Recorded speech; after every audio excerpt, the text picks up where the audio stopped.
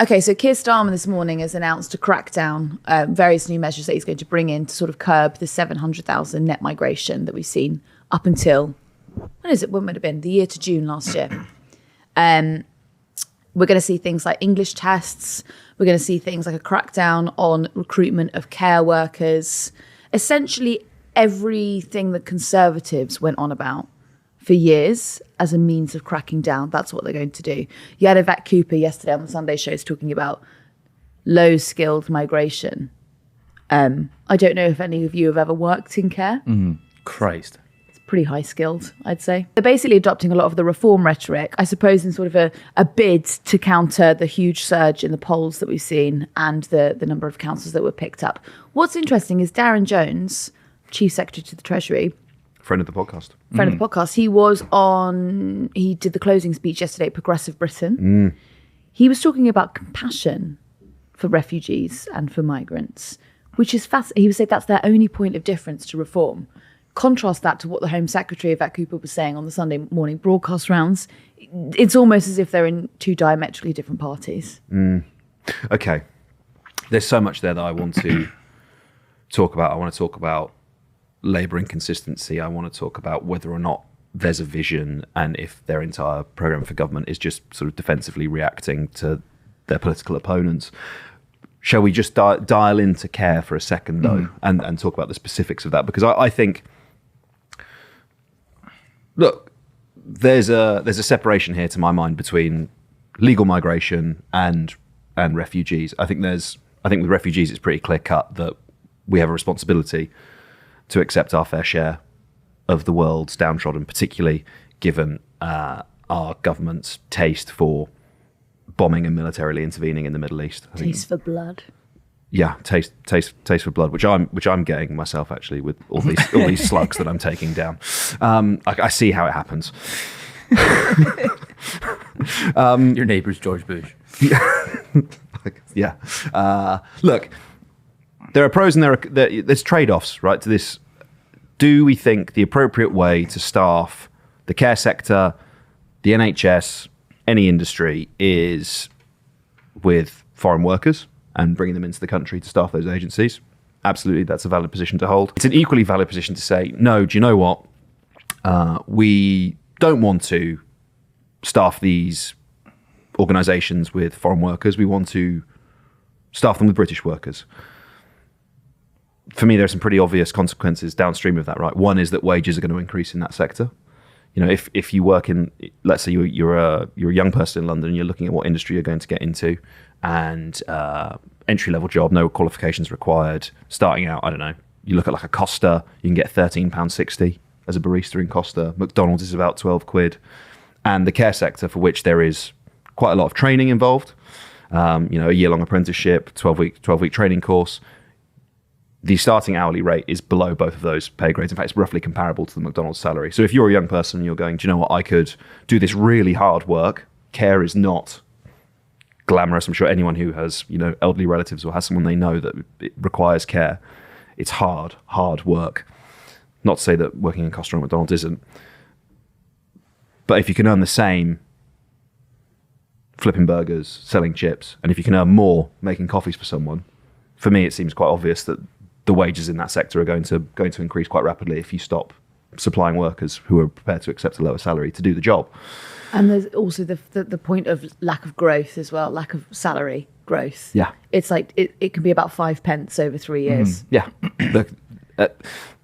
So where and then, okay, so we've got the training involved for the people, for these potential workers. That's probably going to be an increase in taxes in order for the British state to fund it. So these are the sort of trade-offs at play in this conversation. But the way that it's couched is, we're going to reduce immigration. Well, it's like, okay, fine, but it also probably means an increase in taxes, and it means inflationary pressures for the wages of the people that work in that sector. That wouldn't be a bad thing, would it? No. Can I also just say that the House of Commons Library says last year estimated there was around 131,000 vacancies in the care sector. Not, Jesus. Yeah, it's not. What the fuck? It's like, it's sort of like it's really putting the cart before the horse, sort of like similar to what the Conservatives did. Do you remember when they were talking about how we don't train British people anymore? This was the lot. Funnily enough, Starmer's been saying that again this morning. What's interesting about that point is there aren't courses available to train people. So you can sort of shout about this as much as you'd like to and tell people to get on with it. But if you've cut the education sector for the past 15 years and those courses no longer exist, I'll point to welding, for example. We have a drought of welders in this country. We really need them. But there aren't any welding courses. There's also not any apprenticeships that offer that as a course. If you start by offering it, then you can start turning away, quote unquote, foreign workers who are currently being used to fill those roles. Yeah, for sure. Look, I don't. It's less of a point of principle for me to be like, yeah, do you know what? Absolutely, it's right that the care sector is staffed with people from different countries. For me, as someone of sort of a socialist persuasion, I don't have a problem with increased wages as a result of restricting labour supply. It's not the worst thing in the world. It's just the thing for me, and we'll come on to this, I'm sure, about the incoherence in Labour's thinking and Reform's thinking is, particularly if you look at Reform and the desire for a small state, right? Lower taxes. You look at the Mail on Sunday this week, and admittedly it's not anything new, but scrapping taxes for those earning less than 20k, but keeping the triple lock. Is like these two things they're incoherent. You can't have them together. And if you want to have a small state, nimble state, but equally you want to staff the care sector with British workers, well, like you said, that means vocational courses. It means increased taxation to pay for them. The two things don't sit together. It always seems the way with government to make the moral case against care workers before making the fiscal case. It's happened probably for the last 3 or 4 years. Like you heard it with, as I just told you about the vacancies, 131,000 vacancies. What did the Conservatives do last year? They decided that any care worker would not be allowed to bring in their family if they were immigrating to work in the care sector. Okay, on principle, well, not on principle, excuse me, on a sort of the emotional case there, the grievance politics case is, okay, yeah, we can't bring in, if someone comes into work in the care sector and they bring with them 3 children and a wife who are all dependent on the state, then that is it's not net productive, right? To bring in those people. That's that's the sort of grievance politics case.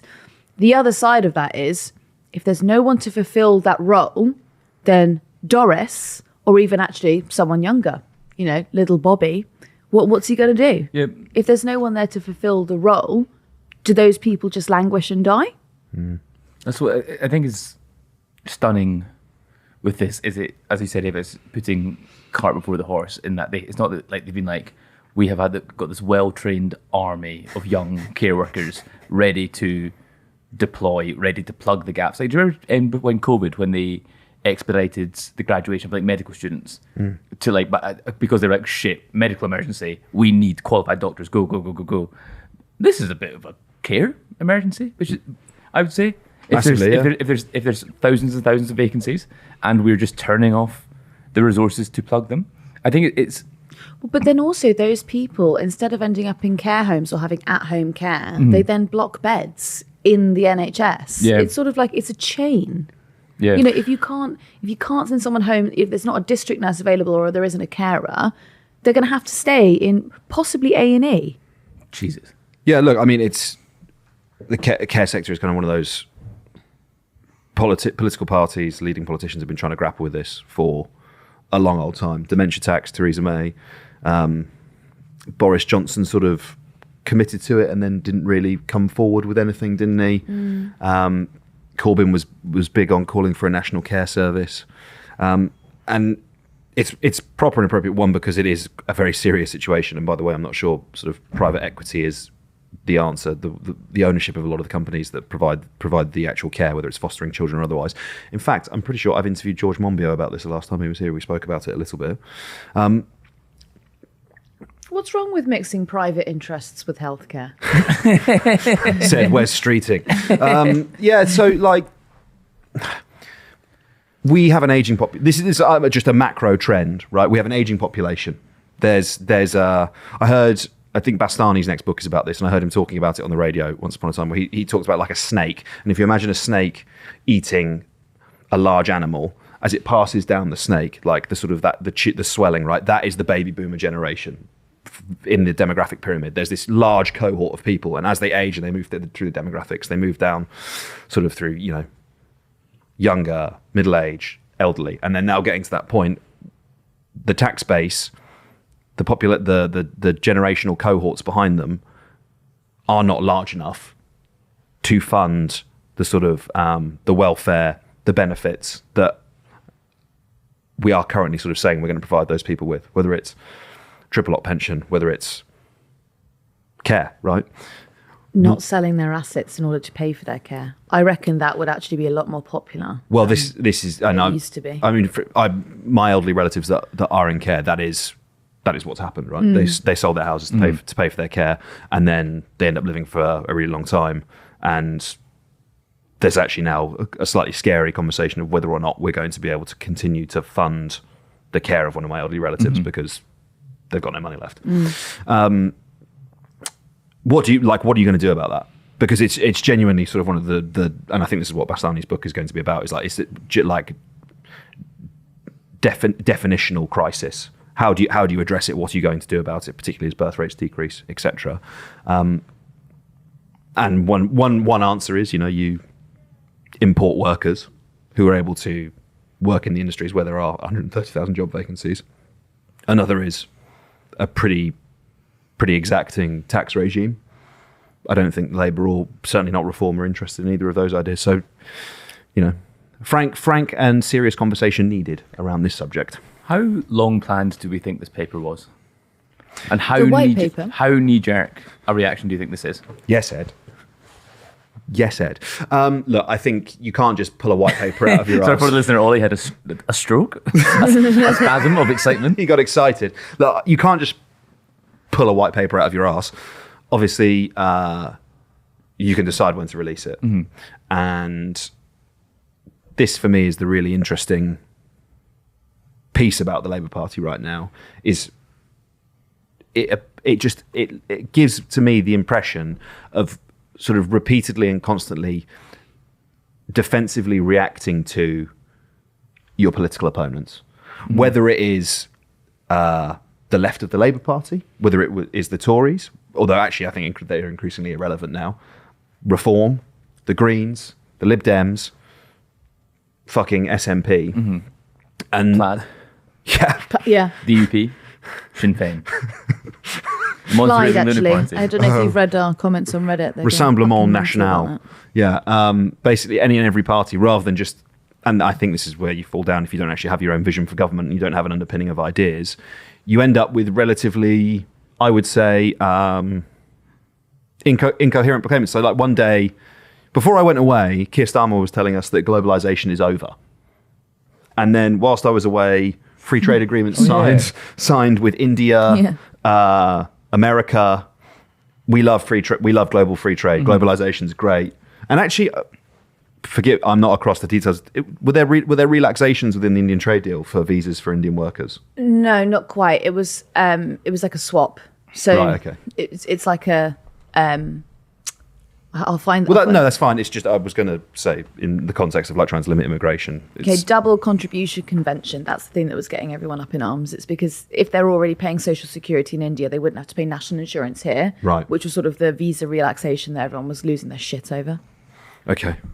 Yeah, like so that seems to me to be a in the space of a couple of weeks, you're just sort of directly contradicting yourself. You mentioned it, Yvette Cooper versus Darren Jones. Oh, we are compassionate and lovely, and we're the nice party, versus, it just. He is correct to say that is their point of difference. Can I talk to you about a sort of the internal row about the white paper? I'd love to hear it. So, Goss. There's sort of this. Okay, so you've got the Home Office, the Department for Education, and the Treasury. They've all got a conflicting opinion on where immigration should be and how immigration affects the economy. So you've got Yvette Cooper as Home Secretary, who wants to bring down the numbers on immigration, right?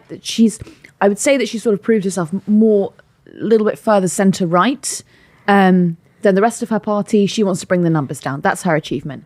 Then you've got Bridget Phillipson, who's Education Secretary, and she's looking after all of the universities. The universities are pretty much funded predominantly, if not only, by foreign students. But the foreign student visas are sort of the gateway, quote unquote, to illegal migration. And also because I think it was Suella Braverman, but it could have been the Home Secretary before her, who included the number of foreign student visas in the entire net migration number, which means it bolsters the number. So Department for Education wants to keep foreign students coming in, but Home Secretary wants to bring them down. Then you've got Rachel Reeves in the Treasury. Every time that there's a surge in migration, the OBR actually sort of uprates how much fiscal headroom she has. Yep. What?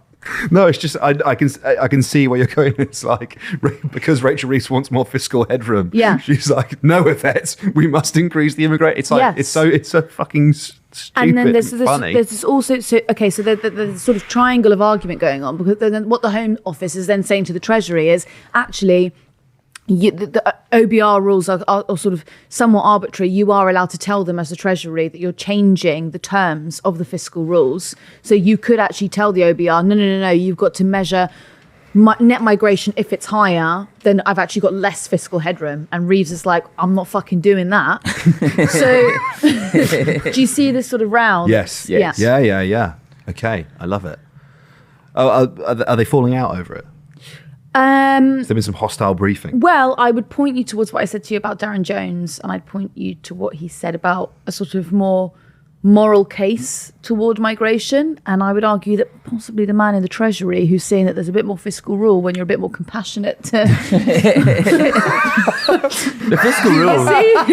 Have we considered compassion? Yeah. But what of kindness? Economic growth should be measured by compassion. Right. Wow, you guys have had a bolt face. Yeah, about turn. Wow, yeah. I love it. Look, I think this Very is... Danish. I think this is... I appreciate I've spoken a lot, so I'll shut up in a second. But when we've been going on about the apparent lack, or I have been going on about the apparent lack of an ideological underpinning to Keir Starmer and his government, I think this is why it's important, and this is where it starts to bear out in those contradictions and in this reactive agenda, rather than just going, do you know what? Look, you don't even have to be a socialist. You could just be a social democrat. You could. You could be a liberal if you wanted to, Keir, but just be like, these are my ideas, and so I know my answer to the questions and challenges I will be posed as Prime Minister because of my ideological underpinning. And instead, because I think one of the defining components of the sort of the right wing of the Labour Party is its factionalism, and we spoke about it briefly with Patrick Maguire and Gabriel Pogrund, and I think we've referenced it in passing before, the punching hippies thing. That Duncan Robinson wrote about in The Economist once upon a time, the sort of the way in which the Labour Party was revelling in picking fights with its own left-wingers and the Green Party, and almost feeling that piece warned of the danger of essentially needlessly picking fights with these people, because eventually you will need a base to vote for you if you want to seek re-election, right? But I think you see it, we talk about it during PMQs, when someone from Reform asks a question, and Starmer doesn't engage with he just attacks Reform, right? And same with the SNP, same with multiple other political parties. And I think that's part of the problem. I think that's why you end up with a programme of government that seems incoherent at best, or completely incompetent at worst. Do you know, it seems like, I was wondering why Starmer is taking, or attempting to take Farage to task over immigration, or like playing Farage at his own game. It's because he doesn't have his game. Yeah. If he can't talk about what he wants to talk about, because there's nothing, there's no big thing for him to talk about. There is no Starmerism. Yes, exactly. It doesn't exist as a concept. What does he want to do? There's a question that we got. I used to get asked this all the time. Did you get this? Like when you were on, like I think at the beginning of broadcast, and then like a lot of journalists hadn't been paying attention to Labour in a while, so they'd ask you on air like, "What is Starmerism?" And you'd be like, how long have you got, pal? Because like, it takes some time. Yeah, I think it's sort of like you could replace him in an instant with another, pretty much shirt. Anyone from that sort of centre left faction, because he's essentially just sort of. Well, I mean, okay, so obviously he's a puppet for like the Labour right, and we understand all of that, but because the policies are so incoherent, you could literally bring in anyone and you could subjectively argue. See what he did this morning? He went back to his speech in 2022 Labour conference, was it 22? And he said, I've actually been saying for a really long time that we needed to train people up. And it's like, yeah, but in the same speech, you also said we needed to have like moral and compassion for migrants. What I mean is Starmerism is so subjective because it basically cherry picks and chooses whatever works for the flavour of the day.